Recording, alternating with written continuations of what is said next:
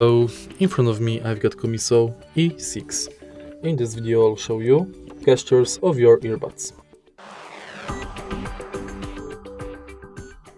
In the beginning, take a look at your earbuds, and now take a look at the left earbud. Long press for 3 seconds on the multifunctional button to power on, power off. Long press for 1 second to reject incoming call. Click once to answer hang off, play, pause. Double click to select previous track. Long press to volume down, and triple click to activate voice assistant. Now take a look at the right earbud. Long press for 3 seconds, again to power on or power off. Long press for 1 second to reject incoming call. Click once to answer hang off or play, pause.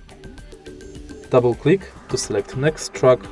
Long press to increase volume, and triple click to activate voice assistant.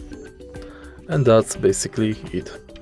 If you find this video helpful, please leave like, comment and subscribe.